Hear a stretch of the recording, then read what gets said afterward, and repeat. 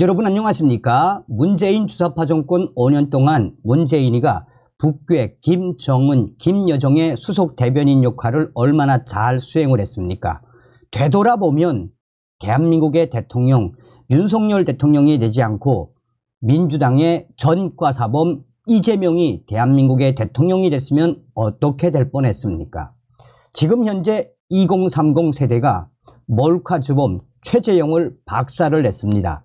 한마디로 최재형이 지금 난리가 났으며 미국에서 충격적인 성사건 도주 후 문재인이 살려주었습니다. 북한 간첩 결국 고발이 됐습니다. 정성산 TV 좋아요, 구독, 알림은 큰 힘이 되겠습니다. 국내 최대 커뮤니티 DC인사이드에서 지금 현재 2030 젊은 유저들이 네티즌들이 최재형을 박살을 내고 있습니다. 자, 일간 DC인사이드 국내 야구 갤러리에 김건희 몰카범 실체 떴다. 성범죄까지 대단하다. 자유일보의 기사를 보겠습니다. 몰카공작 최재형 목사가 만든 매체 북한 핵무력 정당 윤정부 타도. 함정 몰카를 통해 김건희 여사 명품 백 논란을 일으킨 최재형 목사가 미국에서 창간한 인터넷 매체가 김건희 여사를 만나기 전부터 윤석열 정부 타도 목소리를 내왔던 것으로 드러나 질타를 받고 있습니다. 특히 이 매체는 북한 정권과 북한 핵을 노골적으로 찬양해 왔던 것으로 나타났습니다. 자, 북한에서 사진 찍은 것도 저기가 어디냐면 북한 황해남도에 있는 신천박물관이라는 반미 박물관입니다. 25일 프레스 아리랑, 이 프레스 아리랑은 이자가 운영하는 거죠.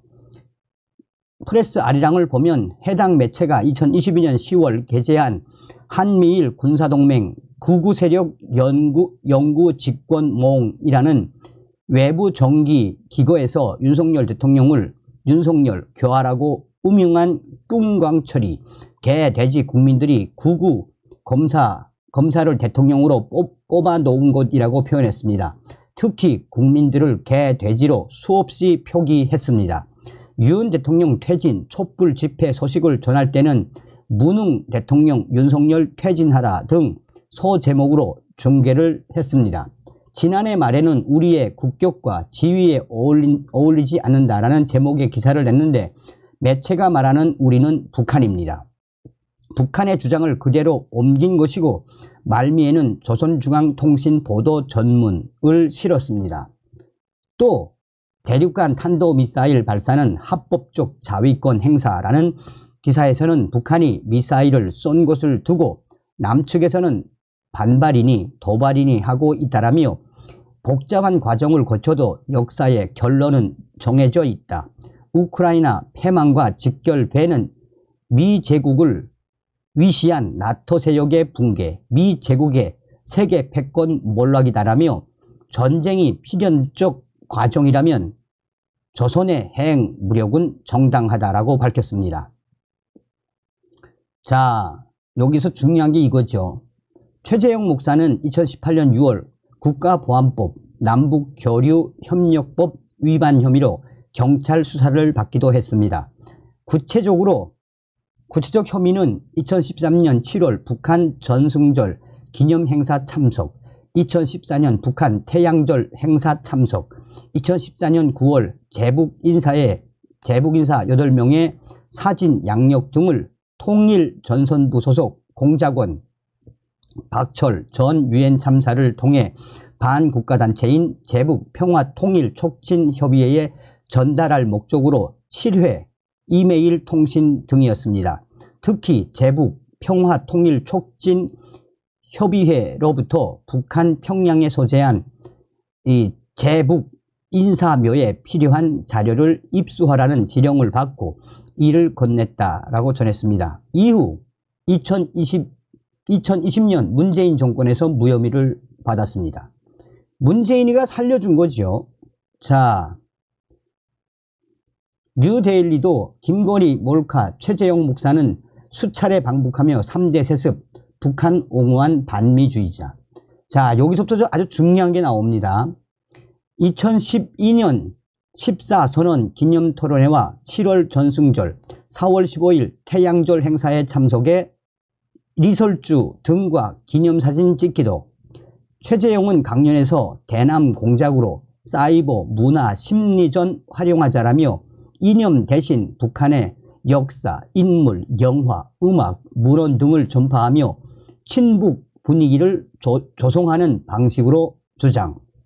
적극적 친북 행보를 이어오던 최재형은 2020년 같은 교회 신도였던 30대 여성을 상습 성추행에 고소당함, 수사 과정에서 목사 자격이 허위임이 드러났고 북한 어린이 돕기 행사 지원금을 횡령해 내부 고발을 당하기도 했습니다. 미국에서는 미성년자 성추행, 본인이 귀여워서 뺨에 입 맞춘 게 전부 진술, 성추행으로 기소 위기에 몰렸습니다. 사실상 한국으로 도피해 서울에 서리, 이명수 등과 공모해 유튜브로 경제활동 하기로 작정, 첫 공작물로 김건희 여사 몰카 기획. 미국에서 얼마나 충격적인 성 사건을 일으키고 도주해온 자를 문재인이가 무혐의로 살려낸 거 아닙니까? 자,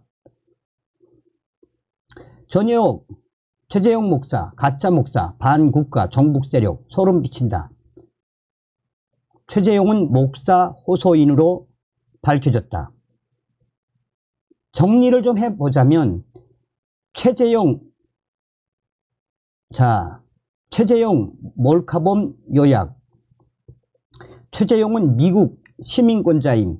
미국 시민권자 신분으로 북한 간첩 활동가로 알려짐. 트럼프가 미국 시민권자 북한 입국 금지 때리기 전까지 북한에서 활동. 2020년 문재인 때 한국에 들어왔습니다. 트럼프 때 미국인 북한 입국 금지 때려서 한국으로 도망을 오게 됩니다. 2020년 한국에서 30대 여성 상습 성추행으로 고소당함. 이때 밝혀진 게 목사도 본인 피셜이었음. 미국에서 미성년자 성추행 전과도 있다고 합니다. 북한 어린이 돕기 행사 지원금 빼돌리고 고발당한 인물. 북한에서 기품조 접대 받았다는 합리적 의심도 받음. 뭐 리설주까지 만났으니 뭐 당연한 거 아니겠습니까? 최재형 북한의 약점을 잡혔나? 남한 인사가 방북하면 하나씩 커플을 짝 지어준다. 최재형, 노스코리아. 여러분은 어떤 생각이 드십니까? 자, 북한에서 받지 않겠다고 거부한 받지 않겠다고 거부한 김건희 명품 백은 정확히는 300짜리 클러치백, 포장 뜯지도 않고 대통령 기록 보관소로 보냈다고 함.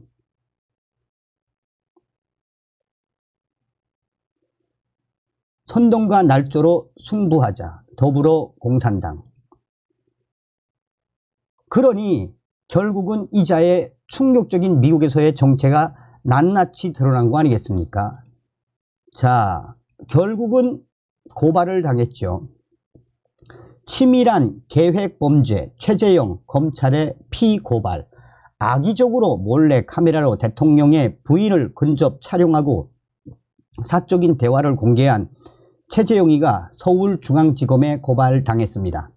28일 서민 민생대책위원회는 최재형이를 주거 침입과 위계에 의한 공무집행방해죄로 서울중앙지검에 고발했다라고 밝혔습니다.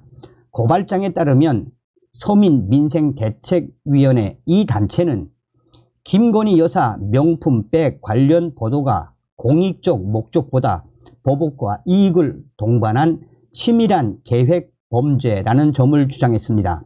2022년 대선 과정에서 김건희 여사와 서울의 소리 기자 사이에 7시간 녹취록이 공개돼 논란이 됐고, 이에 김건희 여사 측은 서울의 소리 대표와 담당 기자를 상대로 손해배상 청구 소송을 진행했습니다. 이 단체는 이에 불만을 품은 서울의 소리와 최재용이가 사익을 위해 사건 진행 및 불법 촬영 등에 임했던 것 아닌가 하는 합리적 의심이 든다라고 주장했습니다.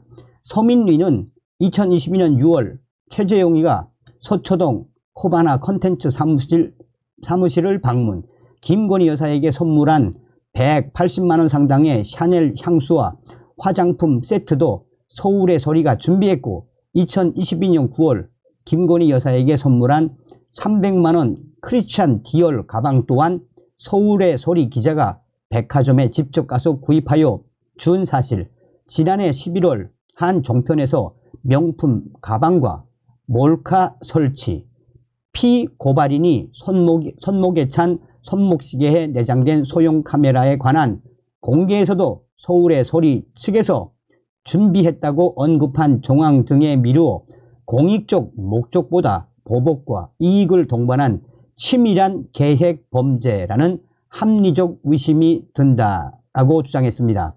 또한 이 단체는 구체적으로 최재용 목사가 비록 김건희 여사의 승낙을 받아 출입했다 하더라도 범죄 등을 목적으로 한 출입이거나 거주자가 행위자의 실제 출입 목적을 알았더라면 출입을 승낙하지 않았을 것이라는 사정이 인정되기 때문에 주거 침입죄가 성립된다라고 밝혔습니다. 그러면서 서민위는 고발장에서 최재용 목사와 서울의 소리가 치밀한 계획의 공모, 악의적으로 위도한 부적절 행위를 저지른 김건희 여사에 대한 불법 촬영과 유포는 범죄 행위로서 설령 국내외 기자와 갖은 기자회견 내용의 일부가 사실이라 할지라도 언론이 가장 중요하게 여기는 공공의 이익을 위해 보도할 가치가 있는 정보를 취재하고 전달할 경우에도 개인의 인권과 존엄성을 침해하지 않도록 한다라는 언론 윤리 헌장에 반한다라고 밝혔습니다. 자, 어찌되었든 이 최재용이를 우리가 끝까지 박살을 내야 합니다. 다음 시간에 뵙겠습니다. 멸공.